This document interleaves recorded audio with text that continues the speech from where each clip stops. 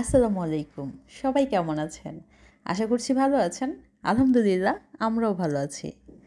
আজকে হচ্ছে ডিসেম্বরের ৮ তারিখ। আর সাহিত্যর আজকে এক্সাম শেষ। আর এক্সাম শেষ হওয়ার পর সে দেখলাম খুব আনন্দে আছে। এত বেশি এক্সাইটেড যে সে গুনগুন করে গান গাচ্ছিল, আজ আমাদের ছুটি ও ভাই, আজ আমাদের ছুটি। তো ওর এই আনন্দ দেখে ভাবলাম ওকে একটু বেড়াতে নিয়ে যাব। আর আজকে যাব হচ্ছে সাহিত্যর নানুর বাসায়। সাহিত্যর নানুর বাসা খুব একটা দূরে না, আমি থাকি নদীর এই পারে আর সাহিত্যর নানু থাকে নদীর ওই পারে। তো আমরা যখন রেডি হচ্ছিলাম তো হঠাৎ করে সে দেখলাম জুতা ক্লিন করছে, তার বাবার জুতা। আর আমি ওকে জিজ্ঞেস করছিলাম তুমি এটা কোত্থেকে শিখলে? বলল যে সে নাকি একা একাই শিখেছে। আমার ছেলেটা এত কিউট, সবাই ওর জন্য দোয়া করবেন। আর মাশাআল্লাহ বলতে কিন্তু ভুলবেন না। এরপর আর ভিডিও করা হয়নি, কারণ আমার ফোনে চার্জ ছিল না, আর দেখলাম ইলেকট্রিসিটিও নাই। তো যাই হোক, এরপর বিকালবেলা সাহিত্যর বাবা একটু বাইরে গিয়েছিল, আর দেখলাম আমাদের জন্য খেতাপুরি নিয়ে এসেছে। এতদিন শুধু নাম শুনেছি খেতাপুরি খেতাপুরি, কিন্তু এটাই হচ্ছে খেতাপুরি, লাইক পরোটার মতো, বাট এটা হচ্ছে ভিতরে পুরীর যে ডালটা থাকে সেরকম ডাল দেয়া। আর এটা খুব অল্প তেলে ভাজা, পুরীর মতোই মনে হয়। তো যাই হোক, এটা কিন্তু খুবই মজার ছিল আর খুবই স্বাস্থ্যকর, যেহেতু অল্প তেলে ভাজা। তো খেতে খেতে আমরা আবার হচ্ছে বিকালবেলা পিঠার আয়োজন করেছি। চিতই পিঠা, আর হচ্ছে মুরগির মাংস আলু দিয়ে পাতলা ঝোল, আর হচ্ছে ভর্তা। আমার আম্মু এলপি গ্যাসেই রান্না করে, কিন্তু যখন আমরা যাই তখন চুলায় রান্না করে। আর এটা হচ্ছে একটা ভিন্ন রকম মজা, কারণ সবাই মিলে যখন রান্না করি একটা পিকনিক পিকনিক মনে হয়। ঠিক আছে, তো যাই হোক, আর পিঠাগুলো কিন্তু মাশাআল্লাহ অনেক সুন্দর হয়েছে। আর আমি কিন্তু অলওয়েজ চিতই পিঠার এক্সপার্ট, আমি চিতই পিঠা খুবই ভালো বানাতে পারি। আমার চিতই পিঠার ভিডিও কিন্তু অনেকভাবে দেয়া আছে আমার ইউটিউব চ্যানেলেই, তো আপনারা চাইলে দেখে নিতে পারেন। আর লিঙ্ক আমি ডেসক্রিপশন বক্সে দিয়ে দিব। তো যাই হোক, পোলার চাল বা চালের গুঁড়া, শুকনা চালের গুঁড়া, ভিজা চালের গুঁড়ো, যেই চালের গুঁড়াই হোক না কেন, পিঠা হবে একদম পারফেক্ট। দেখেন পিঠাগুলো কত সুন্দর পারফেক্ট হয়েছে। তো এরকমভাবে সবগুলো পিঠাই আমি ভেজে নিয়েছি। কিছুদিন আগে সাহিত্যর বাবাকে বলছিলাম, সাহিত্যর বাবা আমার না রস খেতে ইচ্ছে করে। সাহিত্যর বাবা বলছিল যে আচ্ছা দেখি অ্যারেঞ্জ করতে পারি কি না। তো যাই হোক, মার বাসায় যাওয়ার পরে আমার দুইটা ভাগিনা আছে, ওদের সাথে যুক্তি করলো। আর ওরা বলেছিল যে মানিকগঞ্জ গেলে নাকি রস পাওয়া যায়। তো সাহিত্যর বাবা আমার ভাগিনাদেরকে নিয়ে সারা রাত জেগে সেই মানিকগঞ্জ থেকে সকাল ভোরবেলা রস নিয়ে এসেছে। আর রসটা দেখে বিশ্বাস করেন আমি এত বেশি খুশি হয়েছি যে কি বলবো।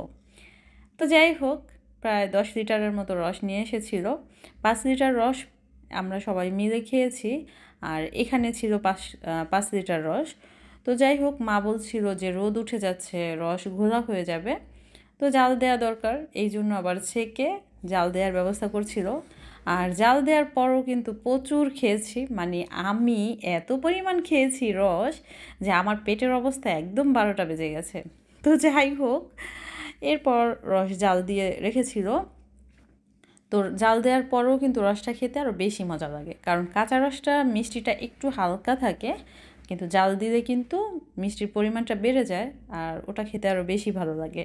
যাই হোক, কাঁচাটাও খেতে ভালো লাগে। এরপর জাল দেওয়ার পর ঘন হয়েছিল, আর যেইটুকু খাওয়া দাওয়ার পর ছিল, আসার সময় দেখলাম মা একটা বোতলে ভরে দিয়ে দিয়েছে। তো বাসায় আসার পরে ভাবলাম রস খেয়েছি, তো এই রসটা দিয়ে গুড় তৈরি করব।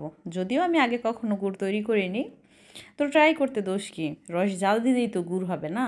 সেই যেমন বুদ্ধি তেমন কাজ, বসিয়ে দিলাম চুলায়। চুলায় বসানোর পর জাল দিচ্ছিলাম, আর জাল দিতে দিতে দেখলাম এটা কালারটা অনেকটা ডার্ক হচ্ছে আর ঘন হয়ে যাচ্ছে। তো ভাবলাম রস খেলাম, গুড় খাবো, তো খেজুর রসের নাস্তা কেন মিস করব। তো পাশের চুলায় আমি আবার হচ্ছে একটু দুধের সাথে লবণ, পোলার চাল দিয়ে জাল দিয়েছি। এরপর রসটা যখন এরকম ঘন হয়েছিল, তখন এখান থেকে কিছুটা এই নাস্তার সাথে দিয়ে দিলাম। আর খেজুর রসের এই নাস্তাটা খেতেও কিন্তু অনেক মজার ছিল।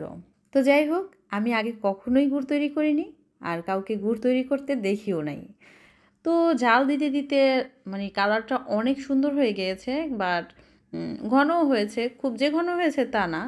কিন্তু আমি আসলে বুঝতেছিলাম না যে এটাকে আরও জাল দেওয়া লাগবে বা এরকমই নামাবো, কীরকমভাবে নামাবো, এটা আসলে বুঝতেছিলাম না।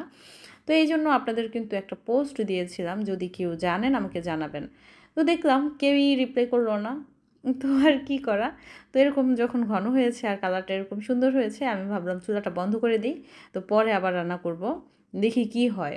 ঠান্ডা হওয়ার পর দেখলাম এটা একদম পারফেক্ট একটা ঝোলা গুড় তৈরি হয়ে গিয়েছে। মানে একদম ঝোলা গুড় যেরকম হয় ঠিক সেই রকমই হয়েছে। এরকম সুন্দর একটা কাচের বয়মে ভরে রেখে দিয়েছিলাম।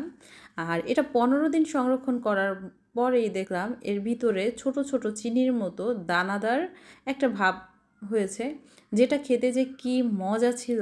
সত্যি কথা বলতে, রস খেয়েছি, সেই দানাদার গুড় খেয়েছি, ঝোলা গুড় খেয়েছি, রসের নাস্তা খেয়েছি। আলহামদুলিল্লাহ, একদম যেমন খেতে ইচ্ছে করেছিল ঠিক তেমনই খেয়েছি। তো আসলে মানুষের যদি কিছু ইচ্ছে করে, সেটা কিন্তু আল্লাহ পাক রব্বুল আলামিন যে কোনোভাবেই হোক সেটা কিন্তু পূরণ করে দেয়।